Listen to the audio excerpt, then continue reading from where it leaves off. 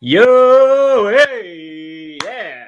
I shouldn't clap while I do this. Hey, this is Dominic DeAngelo, WrestleZone.com, and it is a very, little bit late kind of episode of two Dynamite dudes on a Rampage. Yeah, as you can see, it's just one Dynamite dude, and I'm kind of working on getting on a Rampage. I've drank a lot of coffee today, so I think that's a pretty good start.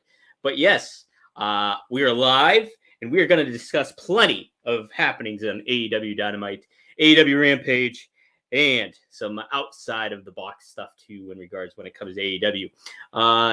So if you're here, welcome. If you're new to the show, welcome. Usually it's me, slapdick brother Dominic DeAngelo, as well as my degenerate brother Marcus DeAngelo, but he was sick this weekend. And so he did not get to really watch a whole lot of stuff. He was more concerned with getting healthy. So he's on the up and up. And that's pretty good. So good for him. He'll be back next week. But yes, it's just me. And I will be taking your questions live on air, as well as going over all the stuff that's happening. Hey, Nesha. Hey, Steven. Thanks for joining in. Good to see you guys. And thanks for staying with it. Even though this is a Monday episode at the end of rush hour nearing, if you're on the East Coast. But yes, Nesha, you got your Saints tonight. I know that. Hopefully they can turn stuff around. My Jets can't. But anyways, I wanted to start off. I got something in the mail that I think is wrestling related. So I'm actually going to do an unboxing right now in front of you all while we all get set up and people get situated in here. So typically I'm pretty selective when it comes to buying wrestling figures. And I think might be one of them. Let's hope I can get wow, they really packaged this one up. But we'll figure out what it is. I wanted to show off my sweet skills with a box cutter, but I don't know where it is right now because usually that's what I'm using at Whole Foods to open up stuff, is a box cutter. Fortunately, I have to resort to the everyman thing of keys. Marcus is doing all right too. He's just he just got hit with the bug. I think it was starting on like Thursday or something. But yeah, he's on the up and up now, but he's playing catch up with everything else. And fortunately, he did not get to watch any of which I thought overall, Rampage, I thought exceeded AEW Dynamite this week. I don't know. What do you guys think?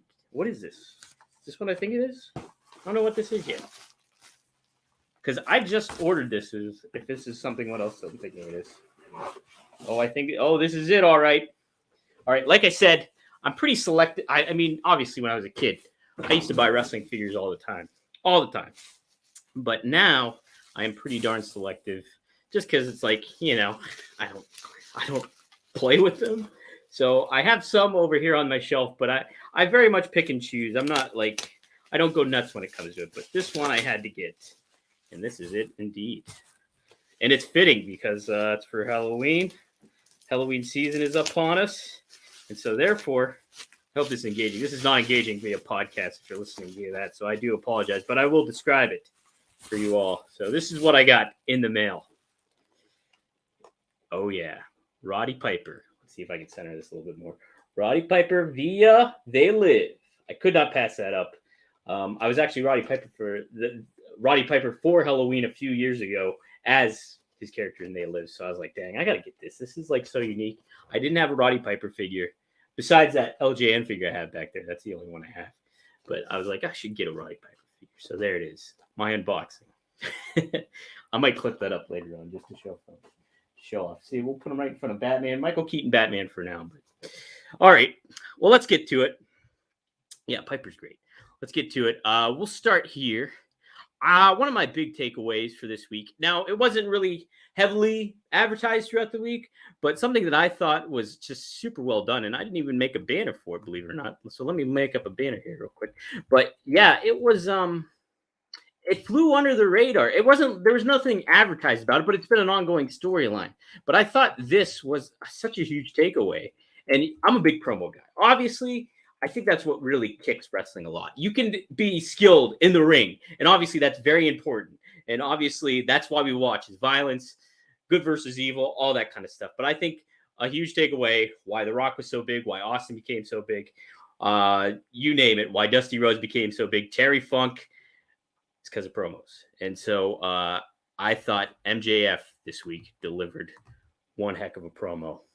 And I got to say, I think it just comes in the matter of he knows how to build a feud, and he's one of those rare guys that you can see in wrestling today that isn't afraid to walk that edge. And man, does he walk the edge with these promos, blurring the lines? We all know he's a heel, and we all know that it's like, big. He stays to that too, but it's also he lives it. He lives the whole thing, and so you don't see that a whole lot in today. And I just interviewed Ethan Page a couple weeks ago, and he mentioned that how social media is wrestlers got to stay off social media a lot more and kind of keep that air of mystery about them. And MJF is on social media, but he's great on social media and how he is. But I just wanted to start that off with the show this way because I thought he really leaned into being a heel this week, like really leaned into what he said, not only in regards to like obviously his feud with Sting and Darby, but geez, like saying that stuff about Lex Luger. Obviously, he's a student of the business and a student of the game, so I'm sure all that got like, approved, and he's got the blessings of other people because he very much respects the business.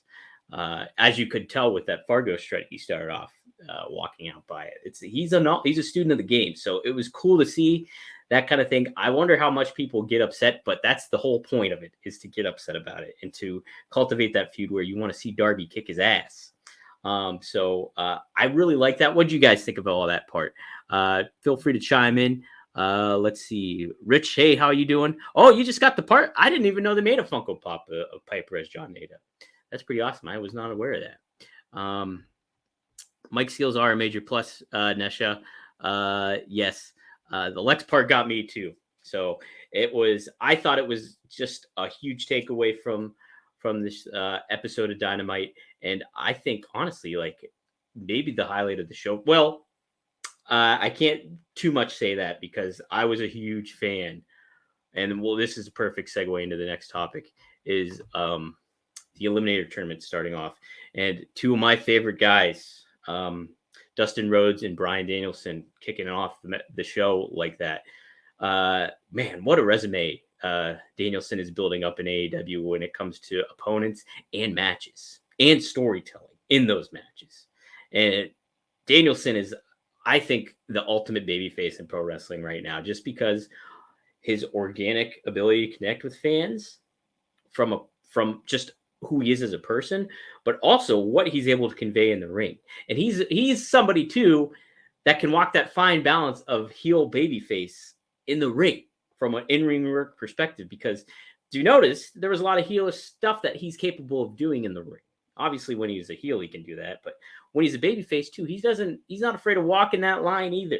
And the viciousness that he shows, I think it was Meltzer, somebody mentioned that on the podcast, is like on their show, is that he's able to convey being a heel if need be and stuff like that. And he does that. Like, it'll be interesting to see how him and Eddie play off of one another next week when it comes to the next match. Oh, my cat's throwing up right now. But yeah, I liked that match a lot. And specifically too, you look at Dustin's work, being 52, I believe he is, and capable of doing what he's able to do in the ring, and just a pro, two pros kicking off Dynamite this week.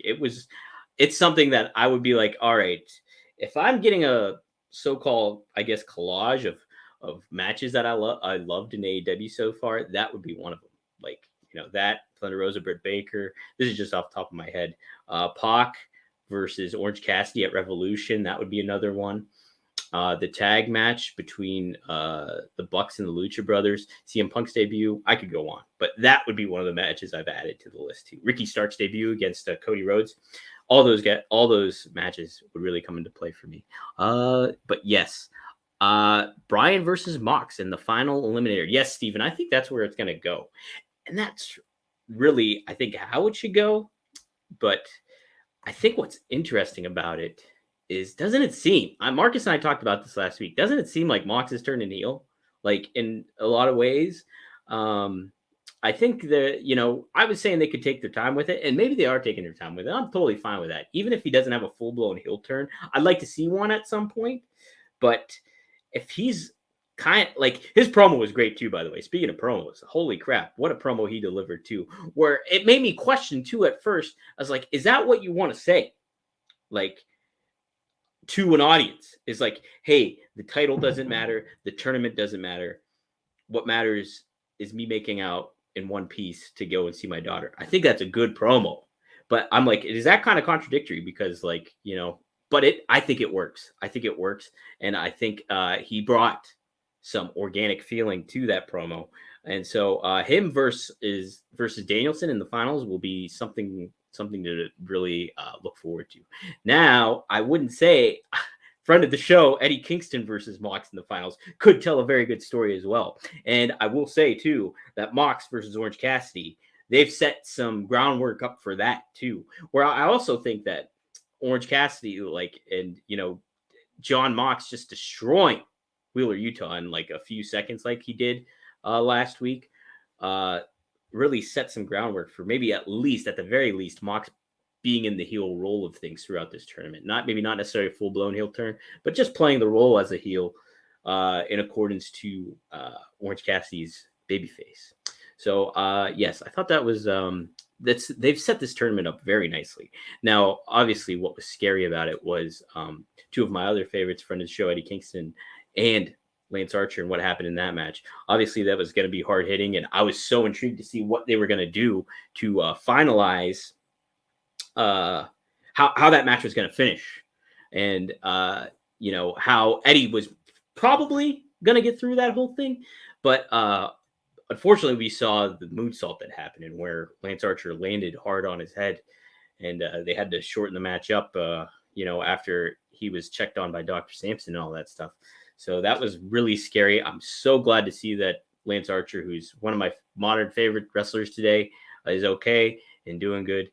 But yeah, very scary stuff. Obviously, you don't want to see that happen.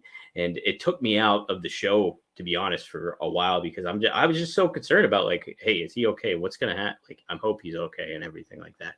I know that shot. You got to get those Eddie shout outs at. James Espanto, Fernando Tuay. Good to see you too. Thanks very much. Appreciate always the plugs. Yeah, I was Nisha. In regards to Danielson and Rhodes, I was surprised it opened up the show too. I think it was pretty appropriate for how they laid out everything. But yeah, I was surprised. Obviously, that's like those two are personal favorites of mine. So me wanting them to go on main event, I could totally have seen that too. Then Mox should stop the hardcore matches. Do you mean in regards to if he turns heel? Or do you mean regarding his daughter? I see what you're saying. Getting out in one piece. That makes sense. Yeah, he should kind of do that. See, that could be another thing. That, like, hey, people love Mox for him being ruthless and hardcore. What if he cuts that out? Kind of almost like Mick Foley did in ECW, where he was the corporate guy in a lot of ways, and he did not play into all the extreme rules of Extreme Championship Wrestling. So that would be another new take on it. Plus, Mox has past ties with Foley too, as we know. So that'd be pretty neat to see, I think, overall as well. Yes, but I thought the tournament and how they're setting up the Eliminator tournament has been very well done. Some intriguing matches and some more to come too. It'll be really cool to see what the finals pan out as. I'm pretty sure it's probably going to be Mox and Danielson, but heck, it would be pretty wild to see Eddie and Mox go at it too at Full Gear and Danielson go into something else. But I got to think it's going to be Danielson and Mox, and maybe Danielson beating Mox further sets up John Moxley as a heel. Not saying it's going that route, but it kind of looks that way. I get that vibe. At least I get that vibe. Another tournament going on is the TBS Women's Title Tournament. I think that's I think there's a lot of cool intrigue about that as well. I actually wanted to pull up the bracket too. But what I think was such a neat takeaway is, heck, if you're familiar with NFL, you're familiar with trying to think what other team, maybe they're the only ones. I think NHL, but if you're familiar with playoff brackets, there's buys that happen, bye weeks. If you earn your keep, you're going to get a bye in a tournament when it comes down to the playoffs at the end of the season. And I think it's pretty cool that AEW utilized bye weeks. You don't see that in anything else. You don't see that in the King of the Ring. You don't see that in the Queen of the Crown tournament, which I'll touch upon that in a little bit. But I think them doing bye weeks is pretty damn cool. So like Nyla Rose, I believe, has a bye. Thunder Rosa, friend of the show, has a bye. Oh my gosh, who else? Jade Cargill, does she have a bye? Yeah, Jade has a bye. And then who else was there? There's one more woman that has a bye in the tournament. If you can help me out, let me know before I pull it up. But I thought that aspect, and some of the women in the show playing like, hey, they got to earn it. Like they got to earn it. Even Ruby Soho lost to Britt Baker. It makes sense that she's in one of the opening rounds and trying to prove her stuff. Statlander, thank you, Steven Statlander. That's who it is. It's funny. Yeah, your mindset. I'm sure your mindset does change as a parent. Very much, I'm sure it does, and for the better, I would say too, because it just kind of grounds you out and makes you focus on somebody. Actually, Marcus, it's pretty funny. Marcus and I had a conversation about that today. In regards to being a parent and all that stuff, and how I'm just kind of like, hey, I can't find myself living outside of a city right now. I just don't see myself that way, and my priorities are like very much in my career right now. So, but we got a pretty interesting talk off the air, obviously, but in regards to that. But yes, that does kind of change your priority. So it's kind of neat that they play into that. And it would especially be neat too, where it's like somebody you can empathize or sympathize with in regards to Mox, because heck, he's a parent and that's a cool thing. He's loves his daughter. That's a very cool thing. And your priorities do change. But what if that became like a heel tool that he used? Where it's like, hey, Mox, we get it. I love that you love being a dad. But what if he was just like, yeah, I don't give a shit about anybody here anymore. And he basically said that in a way, but his priorities have changed. So it would be kind of neat to kind of blur the lines from a babyface and heel perspective. But also, he's just blurring the lines, just being true to himself, too, which is, I think, super neat, too. Yes, Statlander and Soho. Yes, that's going to be a great match. I agree too. And I don't think somebody's got to play a heel in that role. I'm all for a babyface versus babyface match and them just tearing the house down. And which brings me to something I didn't even put on the lineup was Britt Baker versus Anna Jay on Rampage. I thought was a great match. And obviously, like, Anna Jay's relatively still green in a lot of regards, but I thought it really conveyed that you don't have to be silky smooth or have moves go through seamlessly and executed seamlessly to have a really rock solid match. Because if we're being honest, fights themselves are not silky smooth. They're fights. Shit happens. Like, you miss punches, you do all this stuff. It's not ballet. And I think having that kind of match really kind of mixed it up a little bit and shook up, some of the smoothness that we do see in AEW when it comes to some matches being executed where there's such like awe-inspiring athleticism that go down, and high flying and, topes and you name it, all that kind of stuff goes down where, hey, moves get executed. You look at the main event later on. It was hard hitting, but it was smooth because those guys are such pros. We'll talk about that in a little bit. But yes, I thought that match was a good setup for Anna Jay. Builds the story with Ty Conti and Britt Baker. I really liked this episode of Rampage a lot this week. Let's see. Yes, Conti and Baker looks like full gear. It is full gear, actually, Steven. They made that announcement, I think, on Dynamite officially, that it's going to go down. Winner of Statlander versus Soho going to the final against Thunder Rosa or Jade. Yeah, I'm kind of... Yeah, I think you're right. I don't know. I think it's going to be Soho going to defeat Statlander. I think this is my prediction here. So, Thunder Rosa will advance whoever she faces in the bye, and she'll defeat Jade. She'll get her win back against Jade, and then Jade will screw over Thunder Rosa. And then we'll get Ruby Soho, I think, ultimately winning the whole damn thing. So if I make a prediction, I will say that Ruby Soho will be the first TBS Women's Champion. That's my prediction. And then this will set up a further feud between Thunder Rosa and Jade Cargill, where ultimately I think Thunder Rosa wins that. And heck, the thrill of the chase continues for Thunder Rosa in regards to Britt Baker's title, who I think she should ultimately unseat Britt Baker, which I think we'll see. That's my prediction. If you guys have a better idea or thoughts about that, chime on in. I know I'm kind of all over the place, but yeah, I very much like the TBS title tournament. I think that title looks badass and super cool. It's very much on the lines of the TNT title, but I think that's okay. You know what I mean? I think it's good shit. So yeah, let's see what we got next. Yes, so we just talked about this. Pac versus Andrade 2. Damn, what a match! Match of the week. I would say overall in wrestling entirely.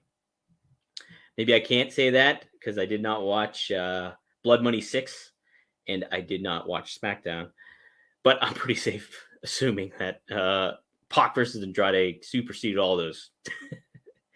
Because damn, that was a hell of a match between two guys that know that what the heck they're doing in the ring, and told just a back and forth story where it was seamless, but it was intense.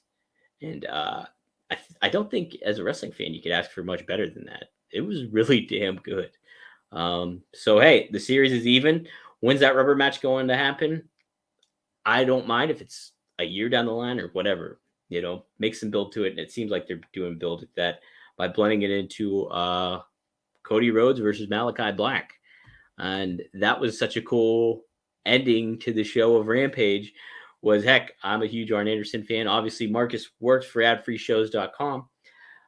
So we all have our wagon hitched to Arn in a lot of ways because we're such admirers of him. But I loved him doing the finger gun point where it all ties into his Glock. And Cody came out charged from behind and attacked Malachi Black. And that's how the show ended until we got to Dynamite. So let's see if you guys have any. Hope Pac versus Andrade rematch for Full Gear. Yeah, I think they should wait, honestly, Steven. I don't think they should pull the trigger again so much that quick. I want to see it kind of play out where, heck, you have a tag match with Cody and Pac against Andrade and Malachi Black. I think that would be well played too. Heck, you look at how Andrade comes out to the ring in the black mask. Kind of makes sense him and Malachi forming an alliance. I think that's pretty darn good. And it's elevating Andrade to the level he should be getting at because, he was just kind of, I don't want to say he was lost in the shuffle when it came to when he made his debut, but there was a lot going on at that time and trying to find the right fit for him as well as conveying who he is as a wrestler and a star, I think took a little bit of time. You had Chavo helping out a little bit. You had Vicky Guerrero first starting off. But this whole storyline, not only against Pac, but mixing it in and blending it in with Malachi Black and Cody, I think makes a lot of sense as far as building Andrade to the next level. So I'm intrigued to see it more. I'm curious. We'll talk about Malachi Black versus Cody Rhodes 3, which ended. This Andrade and Pac ended Rampage, but Cody versus Malachi Black 3 ended Dynamite. And you know what? That was like a wild bout. I did like it. I'm always a fan of Cody matches, and because it is kind of a classic,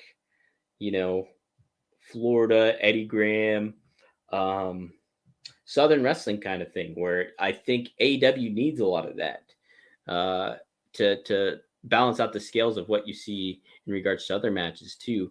And so I think Cody plays a good balance to those scales as well as other wrestlers do too, like a Ricky Starks and CM Punk, all kind of balance everything out where it's like, heck, it's not just the move sets that get done, but it's the story that's being told as well. And so this match, fast paced, but reportedly it seemed to have to speed up a little bit because of some timing issues nearing the end.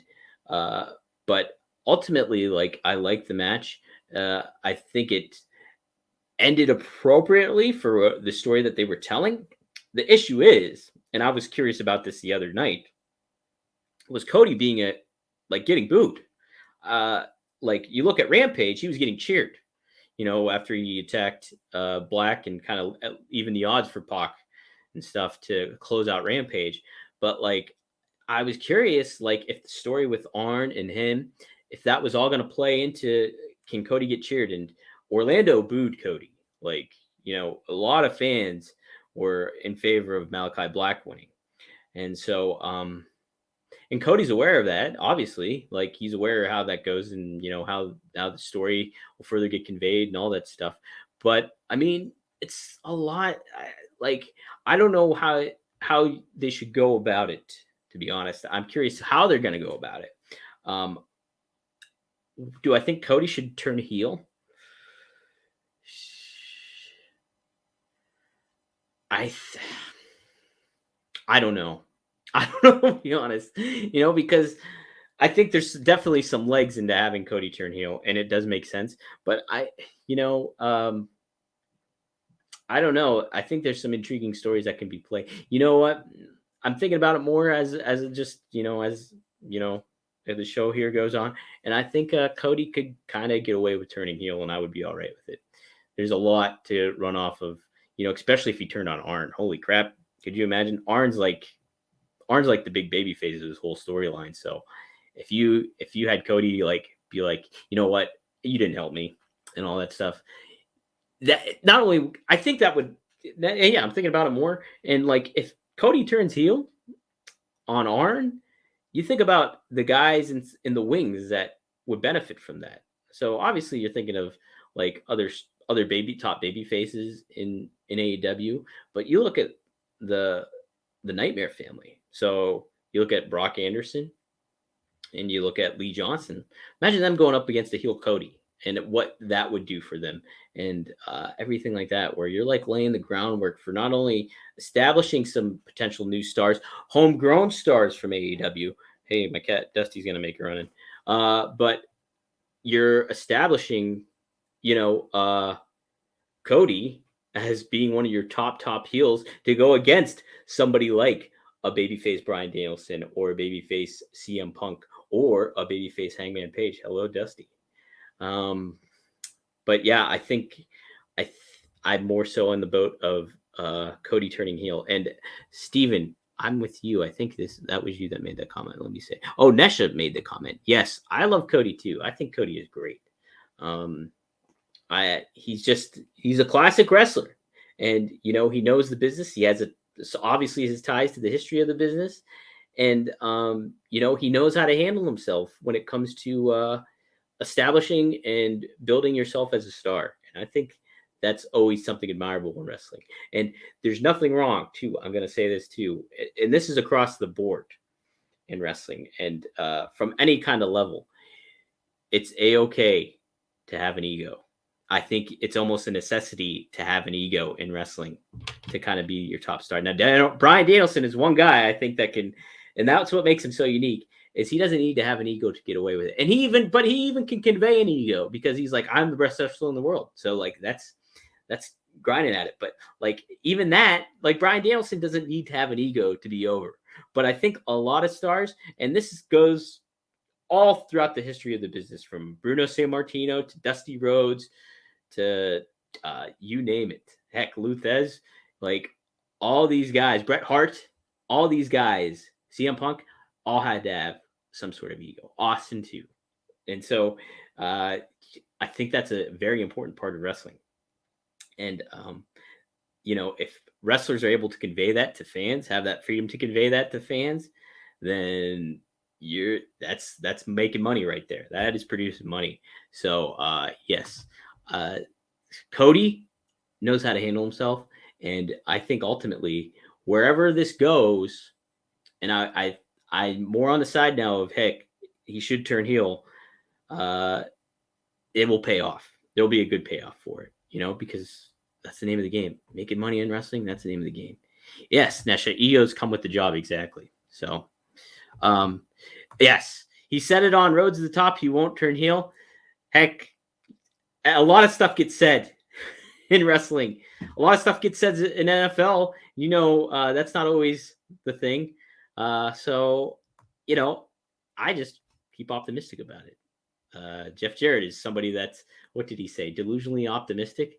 And that's the way to be in regards to wrestling, in regards to anything, building your career, life in general. I don't think there's anything wrong with being a little bit delusionally optimistic, being like, hey, this could kind of work out. And then, you know what? This seems a little impossible, but heck, it could happen. I like having that mindset. I feel fortunate that I kind of have that mindset a lot of ways. Yes. Looks like Fish is a heel. Fixing up Punk versus Fish. Had they ever faced each other in ROH? If I had to venture guess, I would say, yeah, but maybe not. I don't know, to be honest. I would be intrigued to YouTube that and try to see if there's a history. I'm sure they do have some sort of history together. Bobby Fish is like 47, so he's older than Punk. Is he 47 or like 45? Either way, he's older than Punk, so I could imagine they faced each other. I'll have to look into that. If anybody wants to look into that while we're on the show, go ahead. If not, that's fine too. But yeah, Bobby Fish, he's had, you want to talk too about an early track record for AEW matches and stuff like that? Bobby Fish is laying a good groundwork for that too. Now, something I did want to touch upon today that I kept in the matter of topics that pertains to this happens to be regarding CM Punk and regarding, did I not make a banner for this? What the man? All right, so I guess I didn't make a banner for it, but we'll talk about it anyways. Here is CM Punk. So if you listen to other podcasts and get some other insight, talking to friends that aren't involved in wrestling or wrestling writing, just friends that are wrestling fans, there was some concern about Punk and if his star is not getting enough shine because he's not immediately in the main event picture. I want to get your guys' perspective on this too. Do you think putting him against, I'm intrigued by these matches and I look forward to them because they're going to be good matches and Punk knows how to tell a story. But do you think it's contradictory to not have Punk in a main event thing and be like, wow, okay, heck, I can't wait. This is all completely hypothetical. I'm just throwing perspective to add just a perspective to it is, heck, I would love to see, I can't wait to see CM Punk versus Kenny Omega at Full Gear for the title. Obviously that wouldn't make sense. I'm just using Kenny Omega as an example. But do you think him not being a main event, right in the main event, has leveled him out? Or is it building other stars up as well as building a story to him? So I'll be straight out here and said I've listened to Cornette's podcast and what he had to say about it, and that was what he said about it is he's just becoming a guy, and I think it's kind of a different time in regards to a lot of stuff. So I see the point that's trying to be made with that, and that heck, you want to preserve Punk for special moments and to make him continue to be that big deal that he is. But there's also, I think, a story being told. And there's also, you have to consider this too. Now, while AEW does do pay-per-views and things like that, they are a television business. So for them to not kind of, if you just had Punk showing up week in and week out and try either A, he joins commentary, or B, he just comes out, cuts a promo. Hey, CM Punk's talking tonight. And that's kind of where they were starting off with. I think what they're doing here is they're trying to get some eyes on the product and get CM Punk's your star. So if you're in the television business and you're putting him against guys that will A, benefit from wrestling Punk, and B, establishing a story for Punk to go along with, where I think he's kind of hey, he's been out of the business for 7 years. He's been out of the ring for 7 years. And now he's trying to hang with these current day stars, I think is a story that they're telling and something that you will build to, because I think, the hypothetical is like Punk's facing Wardlow at Full Gear or something. That's what, if you're going by what Tony Khan's sheet at the Jacksonville Jaguars game said, I think it was Punk versus Wardlow. But if you're building, I mean, obviously if that's the case, the next step is going to be a heel like MJF, where bam, that's a whole lot of money hitting there, because you have a top heel and you have a top baby face. And so I don't think it's detrimental to Punk. I think it's just kind of a necessity to have at this moment in time for AEW, because, I mean, you're kind of I don't want to say insulting the fans, but you're kind of not playing into being forthright with fans if you're just like, hey, Punk's showing up, he's cutting a promo here this week, oh, he's on commentary this week. Everybody's gonna be like, why isn't he wrestling? Like, what's going on here? And you can't give away, if you want to hold on to these big matches, you can't give away big matches where he's facing somebody, a big name on television. You can't do that. I mean, obviously you are in the TV business, but you want to keep holds of that, because you want to make those matches feel like the big deal that they're going to be.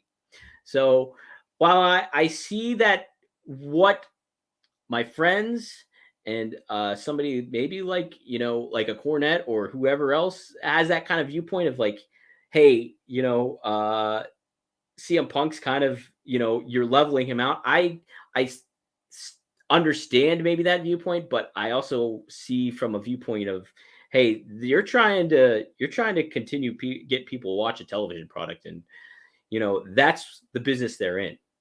They're not in the live event product. They're not in the pay-per-view product. They're not even right now like in the streaming service product. They are on the television product and getting ratings. That's their primary focus. So from that perspective, I think you got to have CM Punk do some matches. And if you're trying to elevate stars like a Powerhouse Hobbs and a Daniel Garcia, and like just having a good clash like a Bobby Fish and Punk, then that makes sense. Now, I will say this, that I think I would love to see a little bit more build than just a week for something like a Bobby Fish and a Punk. I would love to see Bobby Fish cut a promo. I would love to see all that stuff. And I'm sure they're still going to probably do that throughout, maybe on Friday before, Punk. No, I'm sorry. Geez, the Dynamite is this Wednesday. So he would have to do it to show up. So yes, in that regard, I would like to see a little bit more build into this stuff where it's like, hey, and I understand you're on a time kind of situation and you got to fit everything in, but I think that's important enough to have something like that happen. Let's see if I haven't looked at comments. So let's see what you guys are saying. Oh, Nesha, your food is ready. I'll see you later. Let's see. Wonder if we'll see Punk versus Danielson. Steven says that will be a great main event anywhere. Yes, I'm sure we'll see that. I am very sure we'll see that. I think even before that, we're going to see Punk and Danielson team up. So people are starting to get burned out. Yeah, I wouldn't say burnout, maybe getting used to it, but like I think there's still plenty of intrigue in seeing a CM Punk promo because he's so damn good at him.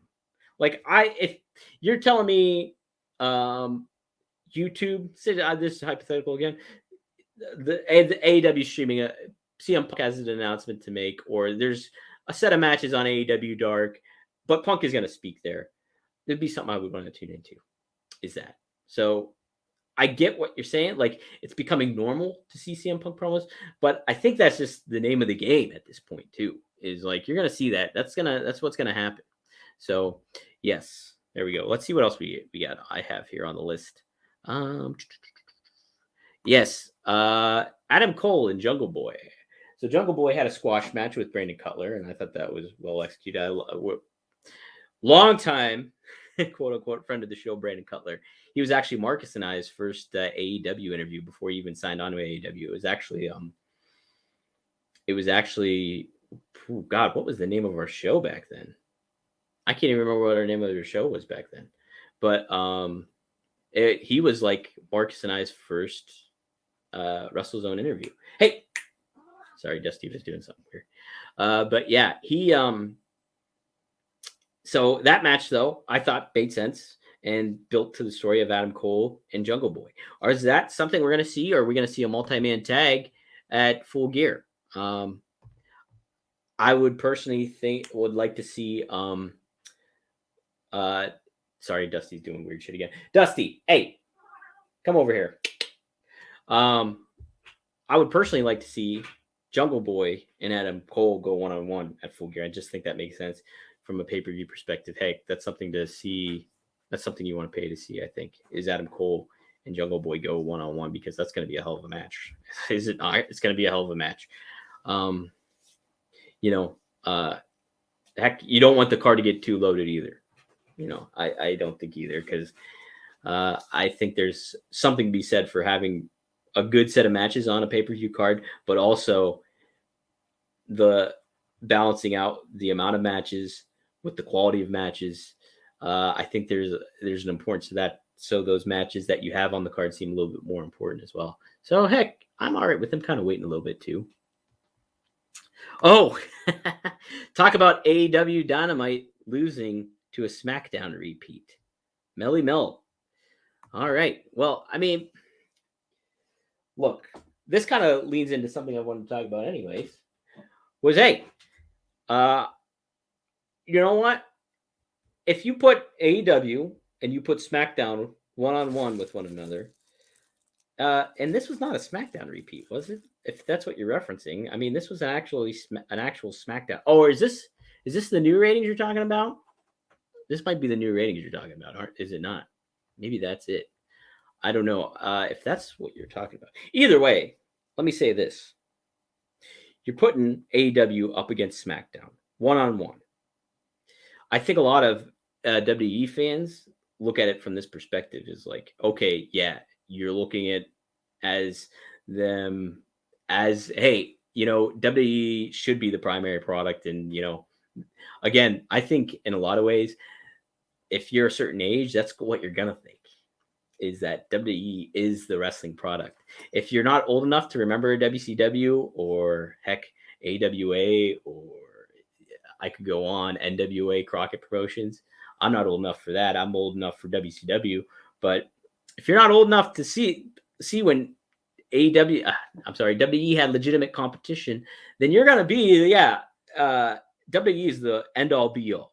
And I'm going to say, too, where I'm getting at here is if you put AEW up against SmackDown, WWE, and heck, you put it up even against a Raw at this point, I will say AEW is the better product. But I will also say that you move AEW Dynamite to Monday night at 8 p.m. on TBS even at this juncture. I think Raw would still, just because of the foundation it has laid out over the course of 20 years and over the course of the familiarity of Monday Night Wrestling, that Raw would beat AEW in the ratings to start off. And I would also say that considering SmackDown is on Fox, a broadcast network television station, a huger audience, and just, yes, that established brand that you're familiar with, then that SmackDown will beat AEW Dynamite in the ratings. This is something that over the course of time takes time.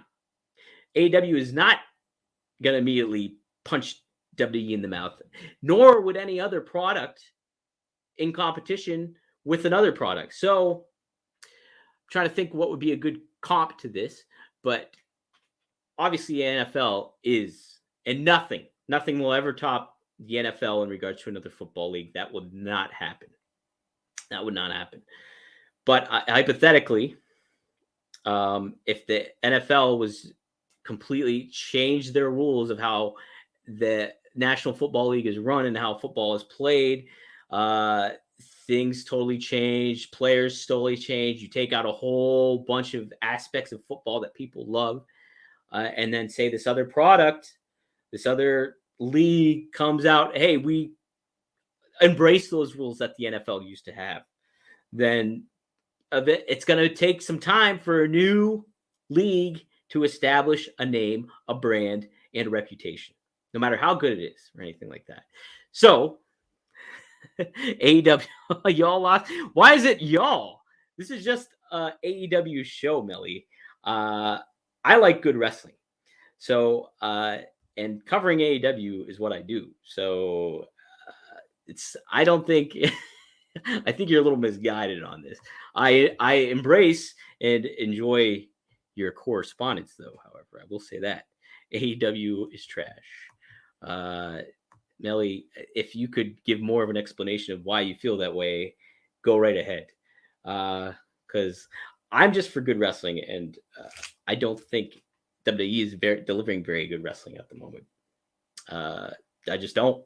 And I also feel this is what thankfully you did bring this up, because this is kind of what I wanted to talk about, was the out of the box conversation of Eric Bischoff and him on 83 Weeks, him and Tony Khan going back and forth. Now, if you're familiar with this, Eric Bischoff, Tony Khan basically said, had voiced his opinion about, competition, to Melly's point of WWE and all this kind of thing. And he gave his viewpoint on that.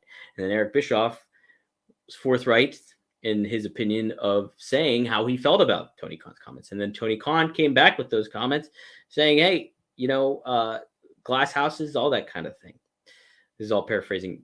I do encourage you, whoever you are, whether you're Melly or another person on here that's an AEW fan, to look into what Eric Bischoff specifically said, and also to what Tony Khan specifically said. But both the opinions got voiced. And I will say, like I just said, from a rating standpoint, if you put 1 and 1 against one another, right now, because of the reasons I just said, WWE would win against AEW. But from a quality of a wrestling product and what's being done right now, I think the wagon to hitch to, if you're a wrestling fan, is AEW. So, but what I'm getting at here is it's Bischoff took exception to what Tony Khan said too in regards to Ted Turner. I just transcribed this right before he got on the air. So took exception to what Tony Khan said about Ted Turner knowing 1% of the wrestling business, while he, while Tony Khan was not, there for how everything unfolded, whether Ted Turner was a fan of wrestling or not. Tony Khan is an established fan of wrestling and has been, but it's unknown how long Ted Turner was a fan of wrestling before he got in the wrestling business. So basically, what I'm trying to get at here is Bischoff voiced his opinions. Tony Khan voiced his opinions. Bischoff obviously knows the business. Tony Khan is new inside of the business, but knows a lot about how things should be marketed, television, and how a product is. Obviously, being the son of an NFL owner, the biggest product there is going on television overall across the board is the NFL. So being familiar with all that stuff, Tony Khan has a lot of knowledge too. And even Bischoff said in his argument against Khan that Tony Khan is a brilliant person, but he feels a lot of ignorant stuff got said. What I think would be great is to have these two work together, Bischoff and Tony Khan, because I think what's great about wrestling and is all these different personalities in the business and these different perspectives in the business. Now, let's see. I'm looking at comments here. Okay. So Melly did not respond. She's just laugh crying. She's laugh crying right now. This is the only response I got. So that's fine. Southern term, why, y'all? Jeremiah says AEW has not been good since Grand Slam. I disagree with that. But I will say this week, Dynamite was not to the level it has been at over the past course of the weeks. It's still a good show, but I don't think it was to the level it has been at over the course of what they've been doing since Grand Slam, or even before that with Punk. This was, if Marcus was giving his Meltzer rate, I'm curious what he would give it this week. but obviously he's not here. Steven says, I'm fine with Khan trash talking, but it will get old and may lose some viewers because of it. I don't know if it would necessarily lose some viewers. I think what it would lose is, I don't know. You don't want to lean into that. I like the trash talking a lot too. I think that makes it a lot of fun. And even Bischoff said that as well, is like, heck, he encourages that kind of stuff. But what he took exception with is what Tony Khan said about Ted Turner and the results of like kind of from Bischoff's perspective of Khan using some data to kind of make this more seem like competition. Now, from Khan's perspective and from WWE's perspective, even I'm saying this, is that WWE definitely considers AEW competition. They definitely do, because you look at what they've been doing in reaction to what AEW has been doing. Obviously, going up against them 30 minutes against SmackDown and everything like that, I think kind of conveys their mindset of how they feel about AEW, whether they like it or not. But I also feel from maybe a logistical perspective, AEW's got a lot of work to do to get to that level. But heck, if you're in the wrestling business, yeah, I don't think there's anything wrong with calling out the quote unquote top dog in wrestling. And so obviously WWF is that, WWE is that, but there you go. So I would love to see Eric Bischoff and Tony Khan form an alliance and get things cracking where it's like, hey, let's use this mindset together. I don't even know if Bischoff has an interest in that. He probably doesn't. I don't know. Maybe he does. But I would love to see that happen. Yeah, definitely. So, heck, make it happen. I would be all for that. Definitely for that. So, yeah, there's my thoughts on that. Let's see if there's some other things I wanted to cover before. Somebody mentioned this earlier. Yeah, we'll go with this here. Is Miro bitter against the man upstairs still?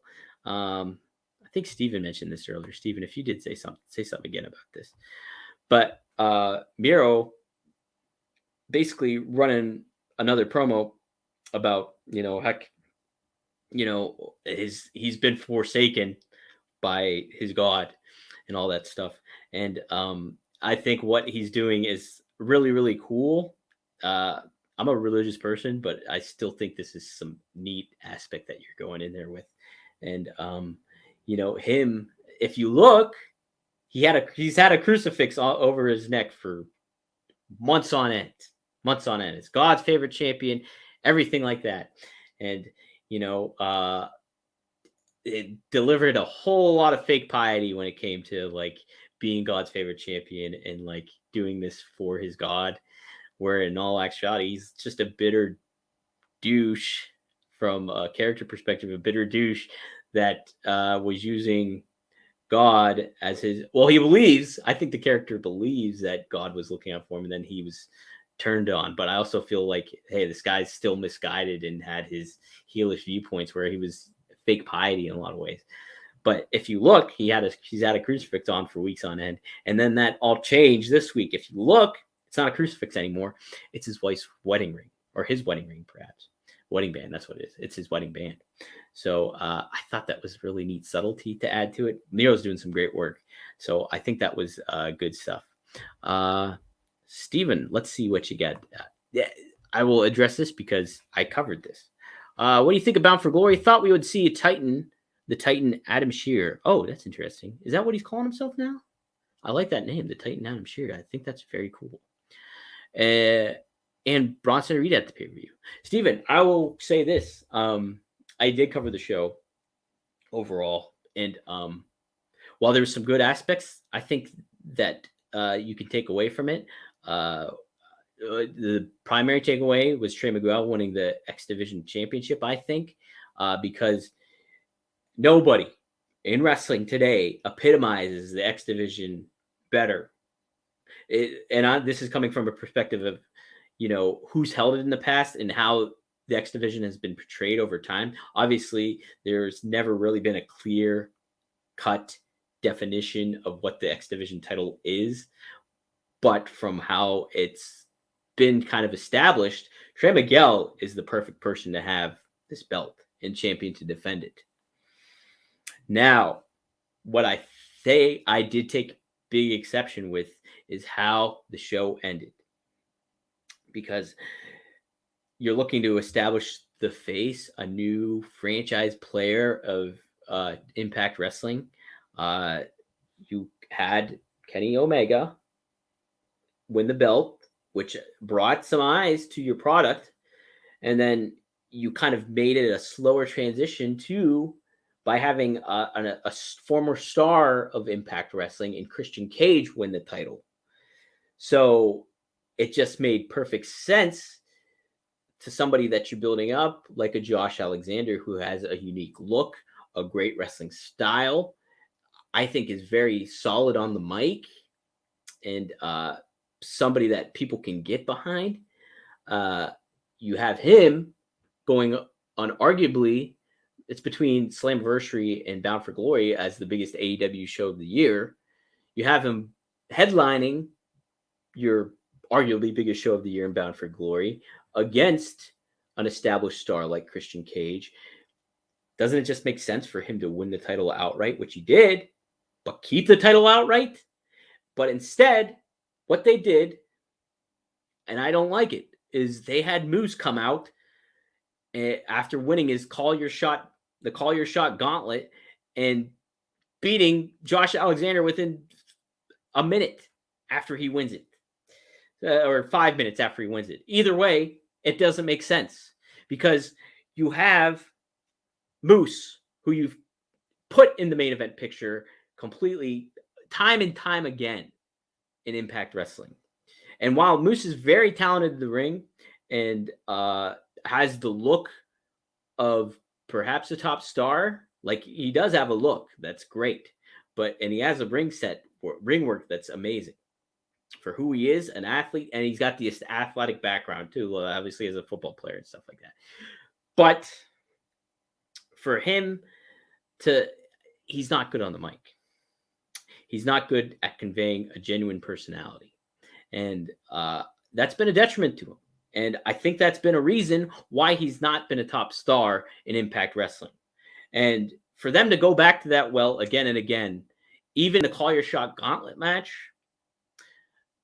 makes zero sense to me. And I think is a step backward for Impact Wrestling. I like Impact Wrestling as a product. I think what they put out week in and week out is very good and very engaging. It's a fun watch, I think. And it's fun to cover for me. I do look forward to covering Impact Wrestling week in and week out. But there's a lot of stars and a lot of talent that they have in their cachet that they can use. Moose has had his chance. And he's not garnered people, and he's not garnered a fan base that you want to reestablish and be like, this is the guy. You've tried this with Moose and you haven't gotten it. Okay, you can get it, I think, with Josh Alexander. You can get it with a guy like Morrissey, Morrissey, who should have won that Call Your Shot gauntlet. And there you go. You have another top guy who's not only he's got a WWE background, but he's reestablishing himself. Him losing to Moose, I don't like it. I did not like the ending, and I just think it's unfortunate that they went that route, because you've spent weeks, months building Josh Alexander as one of your faces of Impact Wrestling, as the X Division champion, him going option C and going up against Christian Cage, defeating him. And there you have your new face of AEW. You didn't get that. It wasn't a good payoff. It seemed short-sighted. And I frankly just did not like it. And I just don't think Moose is a star that you should put your chips behind. He's talented in the ring. He's got a great look, everything like that. He needs a lot of work on the mic and a lot of effort into conveying who he is. I don't know where those limitations are, if that's just from him or if he just hasn't been cultivated in the right manner. But Moose has had his opportunities, and I don't think he deserved this one at this point. Maybe from a work rate perspective and like the effort he puts in, I'm sure he does deserve it from that amount. But ultimately, wrestling again goes back to how I opened this show, was like promos and that kind of thing. Moose does not have it there. He has not shown it yet. And If he's able to show that at some point and redirect course or whatever, then yeah, give him a run at it. But he's had runs at it, and it just has not clicked. And I don't think it clicked this past Saturday night on TNA or Impact Wrestling. It felt TNA that ending. So there you go. That's how I feel about that. Let's see. King Doe says, Baron Corbin, I have a special relationship with Vince McMahon. I'm sure he does. Heck, I like Baron Corbin. King Corbin. He's not King Corbin anymore. What is he? Happy Corbin. People really trashed Baron Corbin a lot. But overall, I kind of like who he is. And I think he's a good heel. Even this Happy Corbin stuff has kind of been intriguing. Just as being a fringe viewer of all that stuff. I don't think there's anything wrong with Baron Corbin. And I bet he does have a special relationship with McMahon. There's nothing wrong with that. Because Vince definitely sees something in him, obviously, because look how much he's used him over the course of time. So good, more power to him. I hope the best for Baron Corbin. Heck, you know what? I hope the best for Moose too. I just don't think it's just not clicking with him. All right, we're about closing out here. Oh, all right, you're just kind of trolling here. Lone Wolf Baron Corbin to AEW confirmed. Let's see here. Anything else I wanted to touch upon? Leo Rush, I'll touch upon real quick. Leo Rush tagging with Dante Martin. I think this is where we're going here. It's going to be a great match ultimately between Leo Rush and Dante Martin. You're tagging right now. I don't think that's going to last long. I don't think Dante Martin's not a heel, and I don't think it would fit for him to become a heel unless I think he maybe could be capable of it, but I just don't think that's the route they're going to take. So it'll be neat to see them butt heads one-on-one because Leo Rush is talented in the ring. Dante Martin is very talented in the ring. And I think, in a lot of ways, I'm sure Leo Rush is pretty darn good at mentoring Dante Martin from an in-ring perspective because he's silky smooth, man. He can get shit done like that. What else did I want to cover real quick? Yeah, Rush will turn on Martin. I agree with you. Steven. No doubt about that. Oh, I know this is an AEW podcast, but I feel I'm sure I can somehow tie this into AEW. Is the confrontation? Yeah, I definitely can. Now I think about it. Becky Lynch and Charlotte Flair. Wow, what a situation, huh? Like that's wild. That's some wild stuff. Even for pro wrestling, I think that's kind of wild.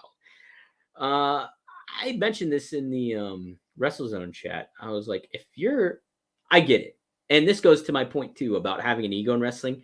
Both Becky and Charlotte should have egos because that's what makes them stars.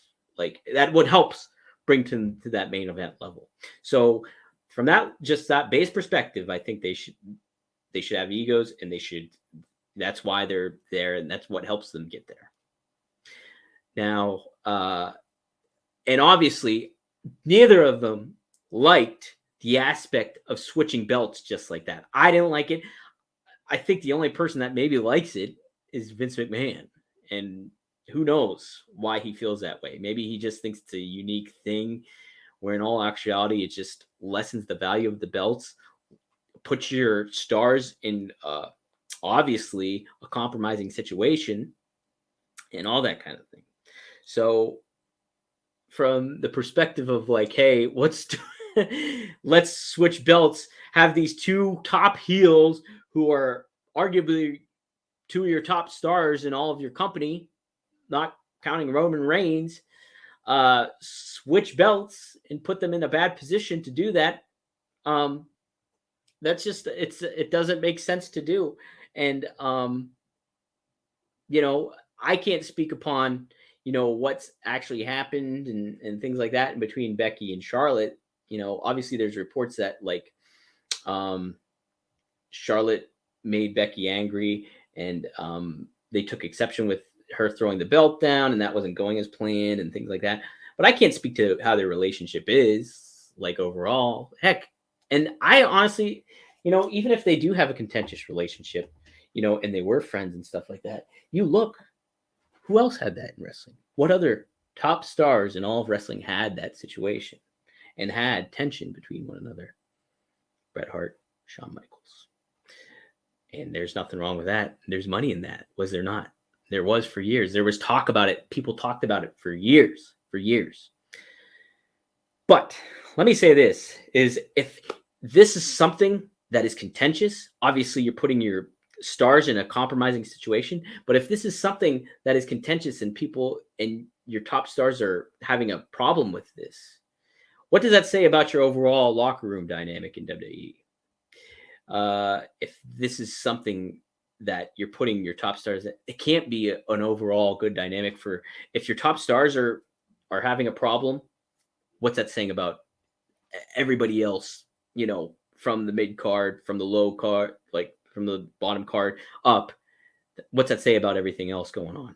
There's WWE overall, I think over the course of these several years, systematically has had a problem. Obviously I can't speak to that from actual their perspective, but heck, from an outsider perspective, from seeing how these reports are going, from reactionary stuff and how they overall handle their product, I don't think if you're a wrestler and you want to be a top star, you're going to be very positive about the dynamic that's going on in WWE right now. So there's my elongated thoughts on that, Stephen. But thanks for bringing that up. I do like that question. I agree with yes, and you tie it into this is where I was going to go with that too. Is we may see in Charlotte in AEW soon. I think that's a pretty damn safe bet. Because if Charlotte's not liking this stuff, and she's got obviously like a Cody Rhodes has a very strong family history in the business and knows how the business is supposed to work. Same with Becky too. Becky knows her shit and she knows how things should be handled. Obviously, like she's got her own viewpoints too. But Charlotte is another one too that obviously WWE is, hasn't treated her character properly, hasn't treated her dad properly, hasn't treated the titles properly.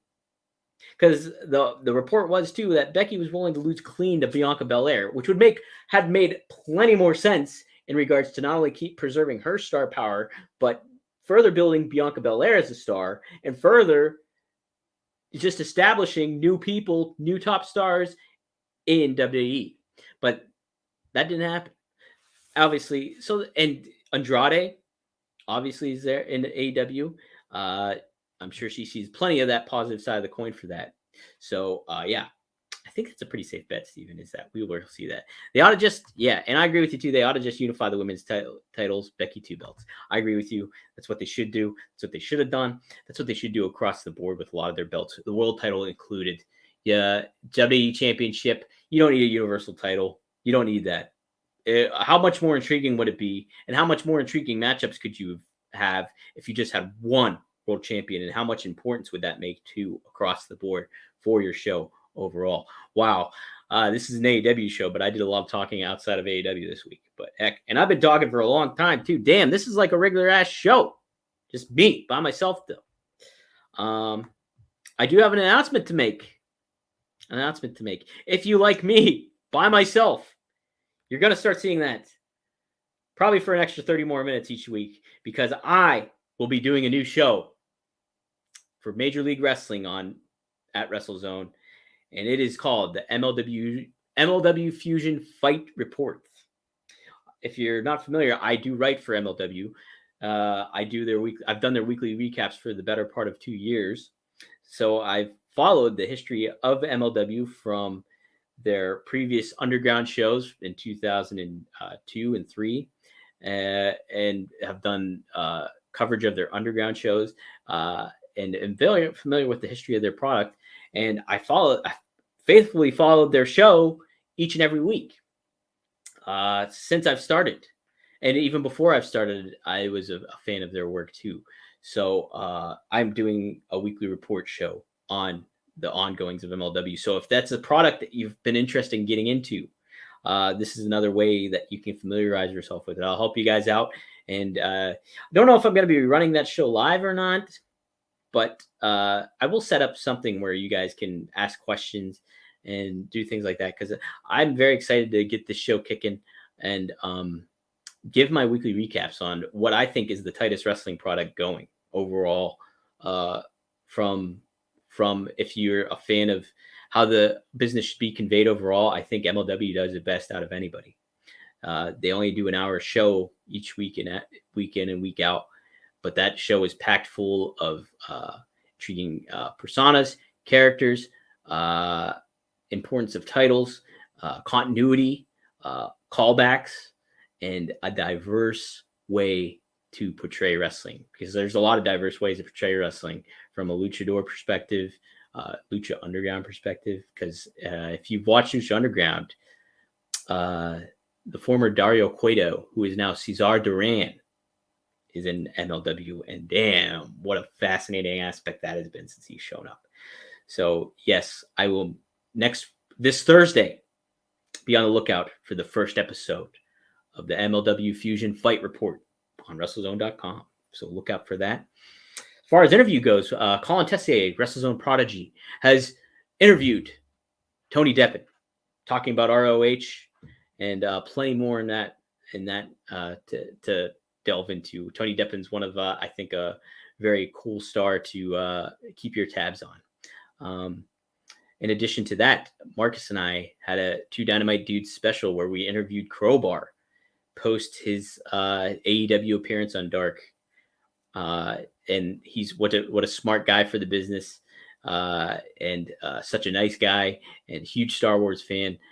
So give that a listen or a watch. That's also on the YouTube. Subscribe, like, do all that kind of stuff on YouTube, on podcast, your podcast listening option of choice. Do all that kind of stuff.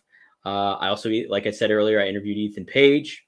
We talked about AEW, Men of the Year, Dan Lambert, Chris Jericho, and we talked a lot about those figures and his avid fan as an avid figure collector and stuff like that. So give that a watch or a listen as well. As far as anything else goes, there's plenty of, just go on WrestleZone.com. We got plenty of good stuff.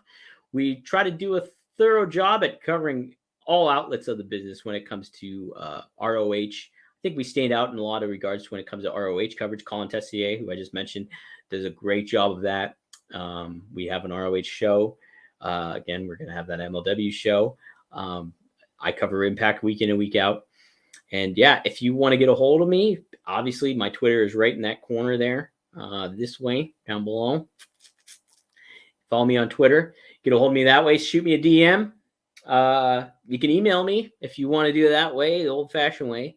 If you want to send an extended message at DP as in Paul, DeAngelo at gmail.com. Feel free to shoot me an email. Otherwise, yeah. Thanks, guys, for tuning in. Thank you for listening if you're listening later on. Yes, as I said, I appreciate you guys sitting through me opening my Roddy Piper They Live figure to start off the show. And I very much appreciate all the engagement that you guys bring to the show as well. So, oh, yeah. Steven, I'm glad you brought that up. Tony Nese sitting in the crowd. Yeah, I think that's a good talent to acquire. I think he's underrated. I saw him, and I forgot I saw him back in 2015 at a House of Hardcore show. And what a solid, smooth talent that was underutilized in WWE. But him and Arya Daivari had a fantastic feud and relationship, in wrestling. And I'm very much looking forward to see Tony Nese in AEW. I think that was a cool tease to have. I would love to see Arya Daivari make some waves in AEW as well, because they talked about tagging together too. Humble brag here. I was the first to interview Arya Daivari after he became a free agent. I was honored because, I love the work that he did in wrestling, and such a star in the making too is Arya Daivari. So, but yeah, guys, thank you so much for tuning in. Marcus will be back later this week for what's going to be a Halloween episode. Ooh, spooky, for AEW. Two Dynamite Dudes. MVP this week. MJF. My MVP is MJF this week. So there it is. Boom, right there. But that'll do it for this week on Two Dynamite Dudes on a Rampage. See you later on.